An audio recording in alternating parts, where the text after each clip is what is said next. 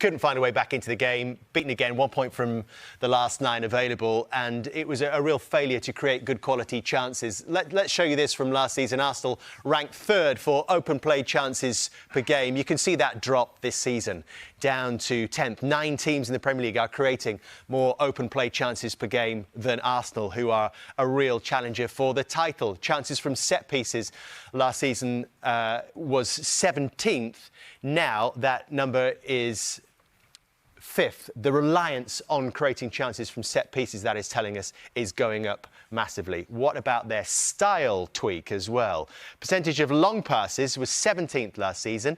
It is now 12th. And this is also interesting and perhaps significant. The percentage of goalkeeper passes long, 11th last season. They climbed 10% to 55%, which is 6th in the league. What do you make of that, Jamie? Is that sort of confirming what your eye is telling you? Well, listen, the numbers tell me that. My eyes tell me that when I watch Arsenal. I struggle to see them, certainly in big away games, how they're going to score a goal besides a set piece. Listen, the elephant in the room is Odegaard's not there. He's probably in the top 4 or 5 players in the Premier League, so there's no doubt he makes a huge difference. But don't forget, Man City without De Bruyne this season, and probably for a lot of last season as well. So they're heavily reliant on him. But when you say this by design, and I made a comment last week about sort of the football and where basically Mikel Arteta's football is morphing into. Now, I want to go back and look at the players Mikel Arteta's signed, because I didn't just come up with this idea on back of last week.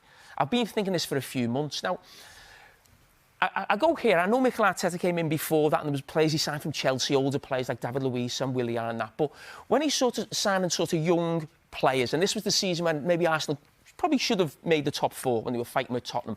Ben White was brought in. Ball playing centre-back, almost felt like he was going to be the John Stones of what Man City was. Odegaard coming from Real Madrid, again, an intricate player between the lines. So you can see the type of football and manager and team he wants. We then go to the following season, the first season where Arsenal challenged for the title. 2 players coming from Manchester City, Gabriel Jesus, Zinchenko, a full-back who likes to go into midfield, Fabio Vieira, a midfield player, only 5'7". So again, intricate football and players. You can see what he's trying to build and what team he wants. Very similar almost maybe to Manchester City. He then loses the league this season. They get bullied at Manchester City's ground, and towards the end of the season lose the title. And I think there's a feeling that we're not strong enough, we're not powerful enough, right? So you bring in Declan Rice, 6'2", box-to-box midfield player.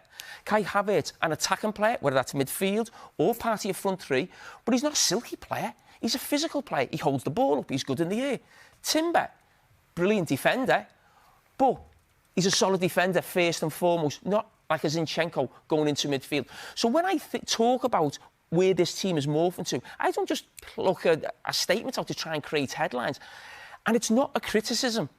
It's an analysis that this team has gone from intricate players to strong, powerful players. And this summer, Calafiori, again, he's a centre-back playing left-back, and Mourinho comes in, 6'2" midfield player, who actually, when he joined the club, came out with a quote said, when I went into the dressing room, I felt like I was with a basketball team, not a football team, because the size of all the players.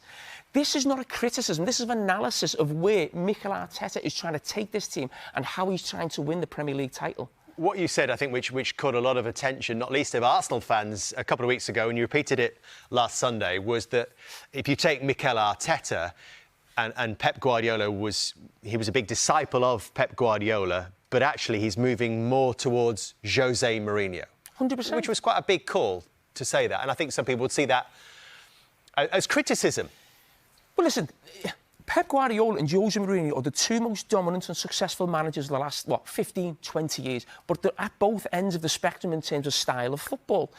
You look at the players brought in here. What's the style they want to get to? You see that. And it is morphing towards Jose Mourinho. Now, again, it's not a criticism for Arsenal or Mikel Arteta. It's analysis.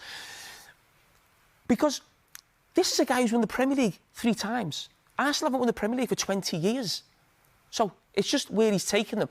But if you think of Jose Mourinho as a manager, if he took over my club, what would I think I was getting? My first thing would be thinking, my team's going to be strong defensively. No doubt about that. Arsenal is strong defensively. Height and strength and power in my team. We've just highlighted that, about the size and the power of this Arsenal team. That's what you get from Mourinho. That's what you're getting from Arsenal right now. Set-piece reliance at times. You think how powerful Drogba and John Terry were at Chelsea. That's exactly the same with Arsenal. Rely on set-pieces, especially this side. We've just highlighted that at times, not all the time, Arsenal under the goalkeeper going direct. How often do we see Petr Cech go direct to Didier Drogba, knock it down to Frank Lampard? The one thing that we should also say that Arsenal are not like Jose Mourinho is winning trophies. Now, if Jose Mourinho was watching tonight and he'll see that, he will say, but I win trophies. At the moment, Arsenal haven't won the trophy. They've been fantastic. The football they've played, superb, and how they're going about it. But anyone who thinks I just plucked this Jose Mourinho thing out to sort of create a negativity around Arsenal, it's analysing exactly where Arsenal are going. And if people don't agree with that, I don't think you're actually watching what's going on with Arsenal right now. I think Mikel Arteta feels he doesn't have the attacking quality that Manchester City have, so he's going another way to try and win the league, which is being strong defensively and a more powerful team. Well, listening to you is obvious that Mikel Arteta basically wants to have plan E, plan B, plan C, depending who is playing against, which is, I think, is a good thing, because I always thought that playing against Arsenal is at times almost too easy. You can easily bully them out from the ball, and scoring late in the game, or when they go to a tough opposition, big players, they struggle. And now seeing all this analysis, which basically, in a way, I agree with you, he get an insurance that, okay, I have plan A, plan B, plan C. Depending who I'm playing, maybe I play more technically, or sometimes when I need the direct approach, I have the guys, or set pieces, I have the big powerful guys to score goals. Significantly more drop points for Arsenal, and they have a heck of a job on now if they are to go on and win the league. We've taken their 18 points from the first 10 games this season and had a look at what they might have to get to. 94 points is the average since Pep Guardiola came into the Premier League 8 seasons ago. So if they're going to get there, it didn't require that last season, but if they're going to get there, it's another 76 points at an average of 2.7 per game. It might have to look something like that. 24 wins, 4 draws to get up to that tally. 90 points is one more than they managed last season. A lot of people are talking about this 90-point barrier for Arsenal to get to. So that would be 72 at 2.6 per game. Again, it is requiring an extraordinary effort from this point on. 71 points is the average to get into the top 4, which might mean Champions League football for Arsenal next season. That has been the average over the last 8 seasons again. They're averaging 1.8 points per game right now, so they actually have to improve on that to be sure of a place in the top 4 on that basis. Let's take a look at some of the most notable signings he's made. They include Martin Odegaard, Declan Rice, you see Kai Havertz, William Saliba and David Raya, amongst all of the club's current key players, came in under the Brazilian's watch. So for more on this, let's welcome in our Premier League insider, that is David Ornstein, who joins us now. David, thanks for being with us as always. Tell us then, what more do you have on this developing story surrounding Edu? This is a shock to everybody at Arsenal, I think, Cara, because many inside the club didn't know it was coming before it broke in the media. In credit to Sammy Mockbell from the Daily Mail, who came out with the story, a story that many of us had heard rumbling for some time, but didn't have confirmation. Many didn't think it was going to happen because Arsenal are a club of such history and stature, and with enormous respect to Nottingham Forest, who are a European Cup winner and Arsenal are not.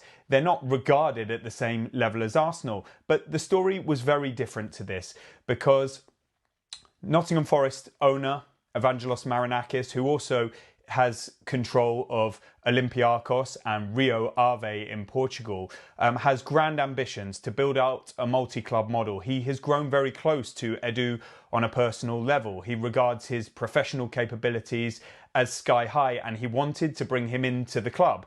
He made an extremely lucrative offer to prize him from Arsenal, and that offer appears to have been too good for Edu to turn down.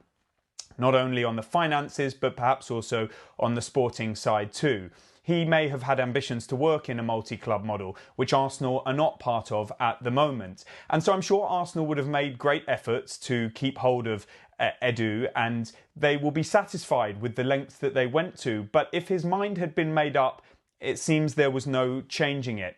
Arsenal will have to regroup. Edu has resigned, so you imagine he will be gone with immediate effect. We don't know exactly when he'll start in this new role as part of Marinakis' group, but it will be a very high-powered role that will allow him to develop and grow in a very different way. And Arsenal will set about a search for a replacement. I think they will do so over time. It will be deep, it will be methodical. They will consider a lot of candidates, maybe more so from outside the club when you look at the stature of Edu. But we're not expecting an announcement anytime soon because they will have to take their time over this. And it is really seismic news, but Arsenal will feel that they were not built on one person, but on a collective, and that they have come a long way under Edu. KSE, the ownership, were the ones who appointed Edu in the first place. They've also got vast sporting experience of their own in future planning and finding replacements for these sorts of people. And there will be optimism that they will go on strongly, and Edu will feel the same. Marinakis and his group will be delighted with their impending capture.